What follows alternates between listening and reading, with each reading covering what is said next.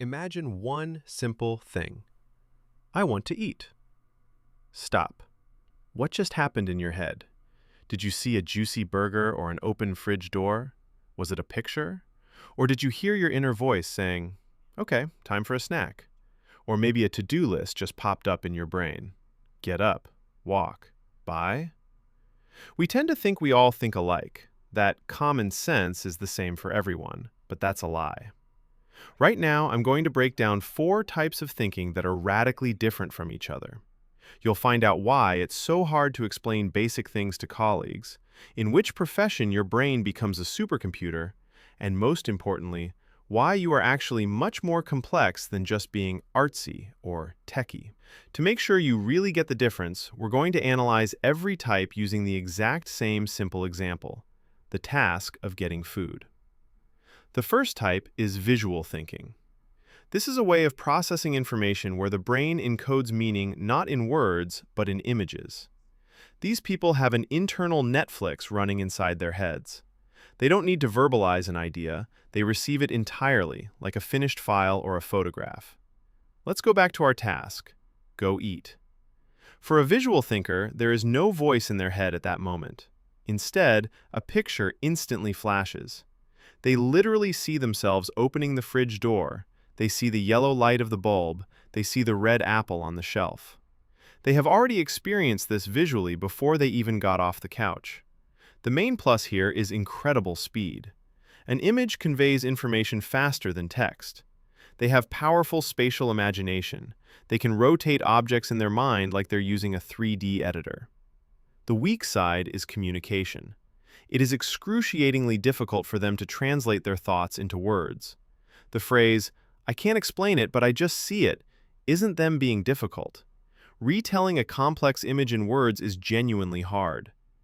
Research on spatial intelligence shows that the visual type dominates in professions where you need to work with form. Statistically, up to 65% of successful surgeons, architects, and structural engineers are strongly pronounced visual thinkers. A surgeon needs to see organs in 3D through tissue, and an architect needs to see the building before the first line is drawn. But what if the picture doesn't come? What if your brain ignores images and looks for structure? That brings us to Type 2. Type 2 is sequential or logical thinking. Here, information is arranged in strict order. A thought for this person is not a flash, but a process. It is movement from point A to point B. The brain works like an assembly line or a computer algorithm, building cause and effect relationships. In the food task, there are no colorful images here. Here, there is a script. The brain issues an instruction. 1. Felt hunger signal. 2. Got up from the couch. 3. Walked to the kitchen. 4. Opened the fridge. 5. Selected food. The person doesn't fantasize about the taste, they simply execute a sequence of actions. The strong side is reliability and structure. These people turn chaos into a system. They are consistent and rarely panic. The weak side is inflexibility. They struggle when there are no clear instructions or when the situation changes abruptly. Improvisation is not their strong suit. This type of thinking is critical where the price of an error is too high. Labor market analysis confirms, people with linear thinking make up the absolute majority in IT development, especially back-end, logistics, and finance. Code is a sequence. An accounting report is a sequence. Where the visual thinker looks for beautiful, the linear thinker looks for correct.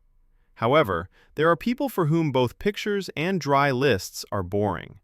Their thinking doesn't see and doesn't build, it talks. Type 3 is verbal thinking. This is thinking in words, literally. These people have a constant internal monologue or dialogue running in their heads. They formulate thoughts in complete sentences.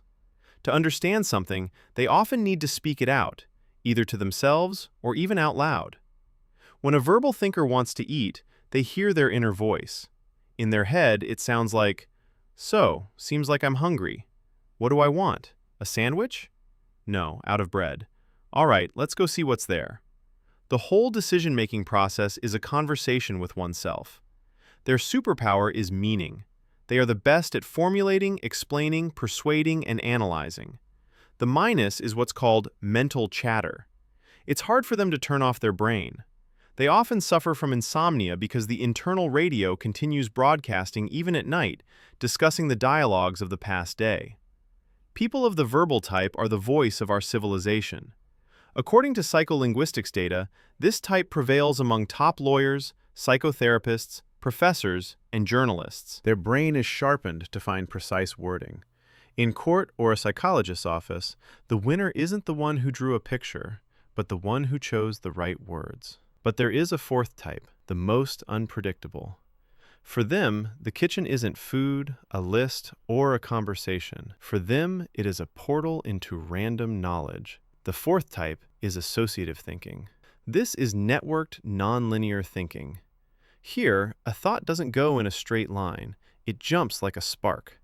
One concept instantly pulls another, a third, a tenth, through memories, sensations, or non-obvious connections. It's like how a search engine works.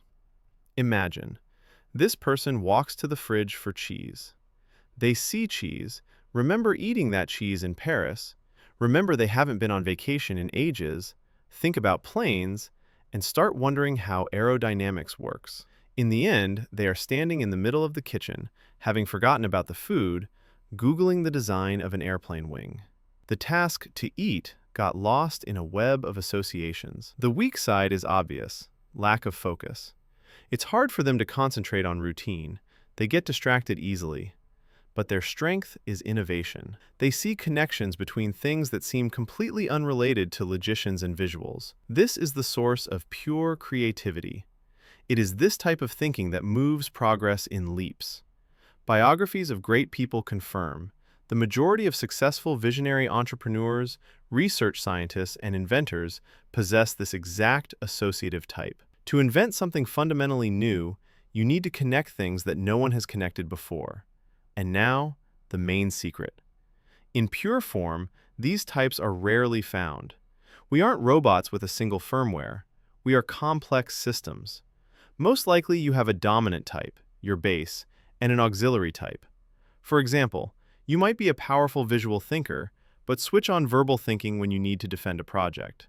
Or, you are an associator by nature, but at work, you turn on sequential mode so you don't miss deadlines. The problem starts when we try to force ourselves to think in a way that isn't ours. When a creative associator tries to live by rigid Excel spreadsheets, they burn out. When a system-loving logician is forced to just get creative, they freeze up. Understanding your dominant type is like knowing what kind of fuel your car runs on. Now that you have the full map, let's check. Go back to the thought about food from the beginning of the video. And now remember your work. Who are you? A visual architect? A verbal philosopher? Or a logic systemizer? Write your combination in the comments. For example, I'm visual plus logic. I am incredibly interested to gather some stats and see which combinations are the most common. And send this video to that one friend you just never seem to understand. Maybe you're simply speaking different mental languages. Subscribe. Here we break down psychology where you recognize yourself and others. See you soon.